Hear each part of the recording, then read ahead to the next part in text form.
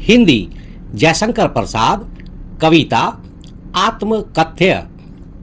यह विडंबना अरी सरलते तेरी हंसी उड़ाऊं मैं, भूले अपनी या प्रवंचना औरों की दिखलाऊं मैं। उज्जवल गाथा कैसे गाऊं मधुर चांदनी रातों की, अरे खिलखिलाकर हंसते होने वाली उन बातों की। मिला कहाँ वह सुख जिसका मैं स्वप्न देख कर जाग गया, आलिंगन में आते आते मुस्कया कर जो भाग गया। जिसके अरुण कपोलों की मतवाली सुंदर छाया में, अनुरागिनी ऊषा लेती थी निज सुहाग मधुमाया में। उसकी स्मृति पाथेय बनी है थके पथिक की पंथा की। यह विडंबना अरी सरलते तेरी हंसी उड़ाऊं मैं। यह मतलब वर्तमान स्थिति या बात। विडंबना उपहास का पात्र होना, दुर्भाग्यपूर्ण स्थिति, दुखद स्थिति। अरी अरे, सरलते सरलता, सादगी या भोलेपन। तेरी तुम्हारी, सरलता की। हंसी उड़ाऊं, मजाक उड़ाऊं, उपहास करूं, नीचा दिखाऊं। मैं कवि स्वयं। अर्थ, यह कितनी बड़ी विडंबना है या कैसा दुर्भाग्य है। अरे मेरी भोली सरलता, क्या मैं तेरी ही हंसी उड़ाऊं। भावार्थ, कवि जयशंकर प्रसाद कहते हैं कि अगर वह अपनी सीधी सादी सरल जीवन गाथा या आत्मकथा लिखेंगे तो उसमें कोई महानता या रोमांच नहीं होगा। ऐसे में वह अपनी ही सरलता का मजाक उड़ाते हुए लगेंगे, क्योंकि उनकी कथा में ऐसा कुछ नहीं है जिससे लोग प्रभावित हो। भूले अपनी या प्रवंचना औरों की दिखलाऊं मैं। भूले, भूली हुई बातें, गलतियां, कमियां, अपनी खुद की, स्वयं की, या अथवा प्रवंचना, धोखा, छल कपट, विश्वासघात, औरों की, दूसरों की, अन्य लोगों की, दिखलाऊं, दिखाऊं, उजागर करूं। मैं कवि स्वयं। अर्थ, क्या मैं अपनी आत्मकथा में अपनी जीवन की भूली हुई गलतियों या कमियों को उजागर करूं या दूसरों के द्वारा किए गए छल कपट, धोखे को दिखाऊं।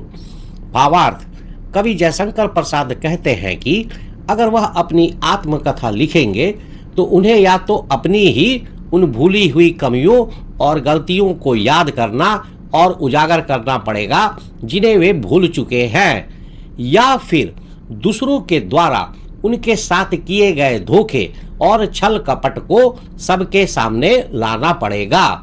कवि इन दोनों ही बातों से बचना चाहते हैं, क्योंकि ना तो वे अपने पुराने दुखों को फिर से याद करना चाहते हैं और ना ही दूसरों को शर्मिंदा करना चाहते हैं या उनके प्रति कड़वाहट दिखाना चाहते हैं। उज्जवल गाथा कैसे गाऊं मधुर चांदनी रातों की। उज्जवल, चमकीली, गौरवपूर्ण, पवित्र। गाथा, कहानी, कथा, गीत। कैसे, किस प्रकार, किस तरह। गाऊं, लिखूं या सुनाऊं। मधुर, मीठी, प्यारी, मनमोहक। चांदनी, चांद का प्रकाश। रातों की, रात के समय की। अर्थ, मैं अपने जीवन की उन खुशियों भरे पलों की कहानियों को कैसे गाऊं या बताऊं जो मधुर चांदनी रातों की थी। भावार्थ, कवि जयशंकर प्रसाद अपनी उन सुखद और प्रेमपूर्ण यादों की बात कर रहे हैं जो उनके जीवन में कभी थी, खासकर मधुर चांदनी रातों में बीते सुखद पल। वे कहते हैं कि उन उज्जवल गाथाओं, खुशियों भरे पलों को कैसे अपनी आत्मकथा में शामिल करें, अर्थात वे इन निजी, पर्सनल, पवित्र और सुखद पलों को कैसे बताएं। यह उनकी निजी भावनाओं, पर्सनल फीलिंग की सुरक्षा की इच्छा को बताता है। अरे खिलखिलाकर हंसते होने वाली उन बातों की। अरे दुख व्यक्त करने के लिए खिलखिलाकर, खुलकर, प्रसन्नतापूर्वक, हंसते हंसते हुए, खुशी जाहिर करते हुए होने वाली जो घटित होती थी उन पहले कही गई बातों के लिए, बातों की यहाँ कवि के जीवन के सुखद प्रेमपूर्ण बातों की। अर्थ, अरे उन खुशी भरी बातों की मैं कैसे गाथा या गीत गाऊं जो खिलखिलाकर, हंसते हुए, प्रेम से होती थी। भावार्थ, कवि जयशंकर प्रसाद पिछली पंक्ति उज्जवल गाथा कैसे गाऊं मधुर चांदनी रातों की के साथ जोड़ते हुए कहते हैं कि वे अपने जीवन के उन प्यारे और निजी पलों का वर्णन कैसे करें जो खुशियां और प्रेम से भरी थी। वे मानते हैं कि ऐसी मधुर चांदनी रातों की, प्रेम और हंसी खुशी की उज्जवल और सुखद कहानियां इतनी व्यक्तिगत, पर्सनल होती है कि उन्हें सबके सामने बताना उचित नहीं। कवि उन क्षणों की पवित्रता और गोपनीयता, सीक्रेट बनाए रखना चाहते हैं। शायद उन्हें उन बीते हुए सुखद पलों को याद करने में पीड़ा भी होती है, क्योंकि अब उनके जीवन में वे सुखद पल नहीं रहे। मिला कहाँ वह सुख जिसका मैं स्वप्न देखकर जाग गया। मिला, प्राप्त होना, हासिल होना, कहाँ मिला, कहीं नहीं मिला। वह दूर की बात है। सुख, आनंद, खुशी जिसके विषय में मैं कवि स्वयं स्वप्न, सपना, ख्वाब, कल्पना देखकर अनुभव करके जाग गया, नींद से उठ जाना या कल्पना से वास्तविक जीवन में आ जाना। अर्थ, मुझे वह सुख मिला ही कहाँ जिसका मैंने केवल सपना देखा और फिर मैं वास्तविकता में जाग गया। भावार्थ, कवि जयशंकर प्रसाद कहते हैं कि जीवन में उन्हें वह सुख कभी प्राप्त नहीं हुआ जिसकी उन्होंने कल्पना की थी या जिसके सपने देखे थे। वे किसी सुखद सपने को देखते देखते अचानक जाग गए हो और पाया हो कि वह केवल एक सपना ही था, वास्तविकता नहीं। यह पंक्ति कवि के जीवन में सुख के अभाव और निराशा को दर्शाती है। आलिंगन में आते आते मुस्कुरा कर जो भाग गया। आलिंगन में गले लगने की स्थिति में, बाहों में आते आते ही, पहुंचते ही, यानी लगभग मिल ही गया था। मुस्कुराकर, हल्का सा हंसकर, जो यानी कि सुख या प्रिय व्यक्ति भाग गया, दूर चला गया, प्राप्त न हुआ। अर्थ, वह सुख जो लगभग मेरे आलिंगन में, मेरे गले में लगने ही वाला था कि मुस्कुराकर दूर भाग गया। भावार्थ, यह पंक्ति पिछली पंक्ति मिला कहाँ वह सुख जिसका मैं स्वप्न देखकर जाग गया का ही विस्तार है। कवि जयशंकर प्रसाद कहते हैं कि उन्होंने जिस सुख की कल्पना की थी वह इतना करीब आकर भी उन्हें नहीं मिला। वह सुख या वह प्रिय व्यक्ति मानो उनकी बाहों में आने ही वाला था कि मुस्कुराता हुआ दूर चला गया। जिसके अरुण कपोलों की मत वाली सुंदर छाया में, जिसके यहाँ कवि अपनी प्रेमिका की ओर इशारा कर रहे हैं। अरुण अर्थात सूर्य के उदय होने के समय का लाल रंग, सिंदूरी रंग। कपोल, गाल, की, मत वाली, मदहोश करने वाली, मादक, अत्यंत आकर्षक, सुंदर, खूबसूरत, मनोहर, छाया में, परछाई में, प्रभाव में। अरुण कपोलों का अर्थ सिंदूरी रंग या लालिमा लिए हुए गाल। अर्थ, जिसके सिंदूरी लालिमा लिए हुए गालों की मदहोश कर देने वाली सुंदर छाया में। भावार्थ, यह पंक्ति कवि जयशंकर प्रसाद के जीवन के किसी प्रिय या प्रेम प्रसंग की ओर संकेत करती है। वे अपने प्रिय के लालिमा लिए हुए गालों की असीम सुंदरता और मादकता का वर्णन कर रहे हैं। मतवाली सुंदर छाया बताती है कि उस सुंदरता का प्रभाव इतना गहरा था कि वह किसी को भी मदहोश कर सकता था। यह पिछली पंक्तियों में बताया गया सुख के अभाव के विपरीत उल्टा एक ऐसे क्षण की याद दिलाता है जो कभी उनके जीवन में बहुत महत्वपूर्ण और आनंददायक था, लेकिन अब केवल एक याद बनकर रह गया है। अनुरागिनी उषा लेती थी निज सुहाग मधुमाया में। अनुरागिनी प्रेम करने वाली, प्रेम से भरी हुई। उषा भोर, प्रातःकाल, सूर्य उगने से ठीक पहले का समय। लेती थी, प्राप्त करती थी, लेती थी। निज, निजी, अपना, स्वयं का। सुहाग, सौभाग्य, पति के जीवित रहने का सौभाग्य। वैवाहिक सुख। मधु, मधु, मीठा, मधुर। माया में, माया, मोह, आकर्षण। मधुमाया मतलब मधुर जादू में, मोहक आकर्षण में। अर्थ, उस प्रिय के गालों की मदहोश कर देने वाली सुंदर छाया में जिसकी खूबसूरती इतनी ज्यादा थी कि सुबह की लाली उषा भी अपनी सुंदरता उसी चमक और आकर्षण से लेती थी। भावार्थ, कवि जयशंकर प्रसाद अपनी प्रेमिका या प्रिय के सौंदर्य का यानी सुंदरता का वर्णन करते हुए कहते हैं कि उनकी प्रिय की सुंदरता इतनी अनुपम थी कि स्वयं प्रेम से भरी हुई भोर उषा काल भी, जो खुद अत्यंत सुंदर और मोहक होती है, उस प्रिय के गालों की लालिमा, अरुण कपोलों और मादक सुंदरता की छाया में आकर अपना सौंदर्य और आकर्षण सुहाग प्राप्त करती थी। उसकी स्मृति पाथे बनी है थके पथिक की पंथा की। उसकी मतलब उस प्रिय की या उस बीते हुए सुख की स्मृति, याद, स्मरण। पाथे, रास्ते का भोजन, यात्रा में साथ ले जाने वाला भोजन। यहाँ इसका अर्थ है जीवन यात्रा में आगे बढ़ने का सहारा। बनी है, बन गई है, हो गई है। थके, थके हुए, जो थक गया हो। पथिक की, राहगीर की, यात्री की। पंथा की, राह, रास्ता, मार्ग, जीवन यात्रा की। अर्थ, उस प्रिय या उस बीते हुए सुख की याद मेरे लिए ऐसा है जैसे कि एक थके हुए पथिक यात्री की जीवन यात्रा का सहारा उसके रास्ते का भोजन उसके साथ होती है।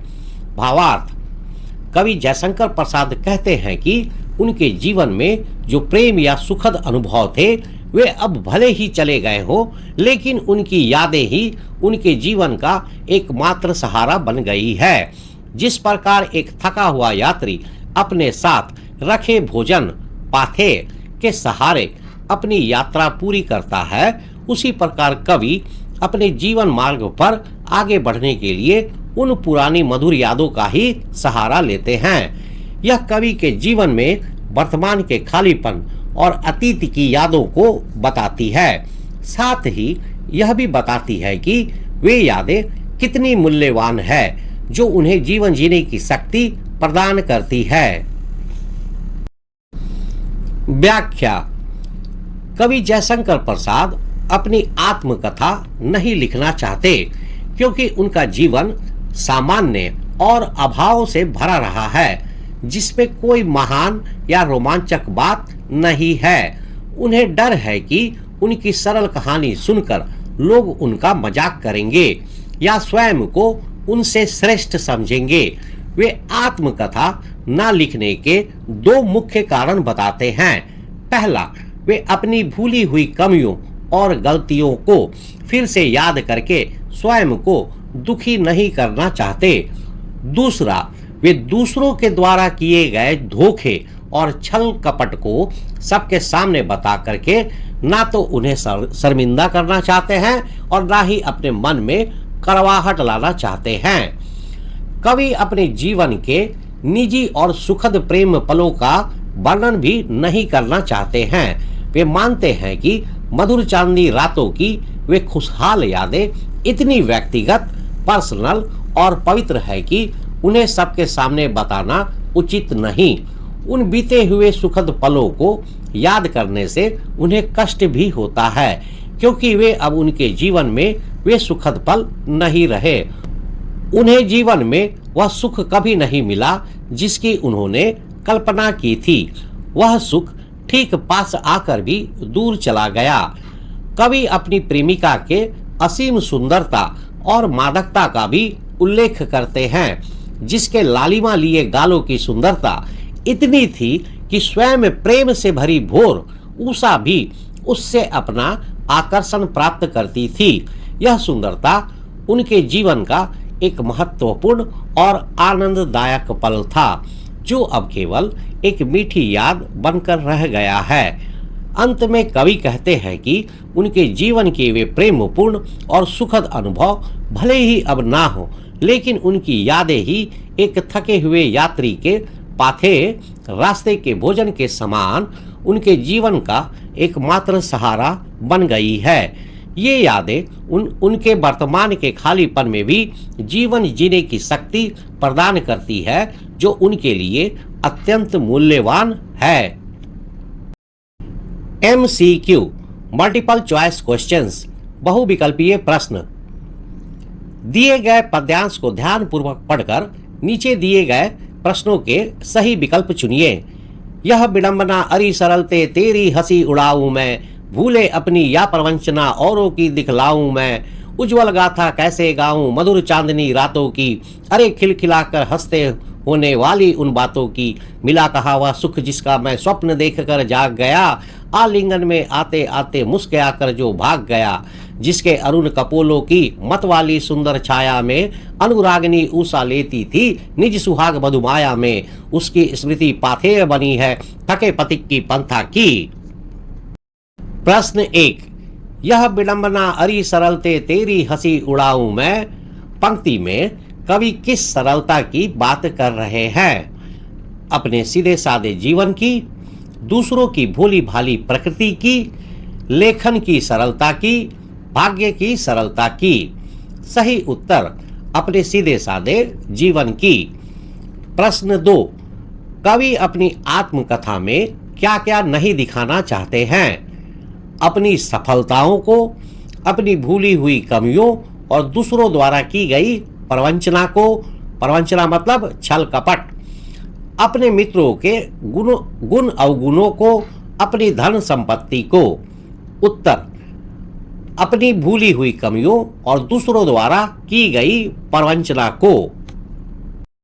प्रश्न 3, कवि अपनी भूले या प्रवंचना औरों की क्यों नहीं दिखलाना चाहते? उन्हें शर्मिंदगी महसूस होती है। वे पुराने दुखों को याद नहीं करना चाहते और दूसरों को भी शर्मिंदा नहीं करना चाहते। वे सिर्फ अपनी अच्छी बातें बताना चाहते हैं, उन्हें कोई याद नहीं है। सही उत्तर वे पुराने दुखों को याद नहीं करना चाहते और दूसरों को भी शर्मिंदा नहीं करना चाहते। प्रश्न 4, कवि उज्जवल गाथा कैसे गाऊं मधुर चांदनी रातों की कहकर क्या व्यक्त करते हैं? उन्हें चांदनी रातें पसंद नहीं थी। वे अपने जीवन के निजी, पवित्र और सुखद प्रेम पलों को सार्वजनिक नहीं करना चाहते। उनके जीवन में कोई उज्जवल गाथा नहीं थी। वे गीत गाना नहीं जानते। सही उत्तर वे अपने जीवन के निजी, पवित्र और सुखद प्रेम पलों को सार्वजनिक नहीं करना चाहते। प्रश्न 5, मिला कहा वह सुख जिसका मैं स्वप्न देखकर जाग गया, इस पंक्ति में कवि का कौन सा भाव प्रकट होता है? सुख की प्राप्ति पर प्रसन्नता, कल्पना में देखे गए सुख की वास्तविक जीवन में अनुपलब्धता, मतलब वास्तविक जीवन में सचमुच में नहीं है। नींद से जागने का अनुभव, सपने में सुख पाने की आशा। सही उत्तर कल्पना में देखे गए सुख की वास्तविक जीवन में अनुपलब्धता।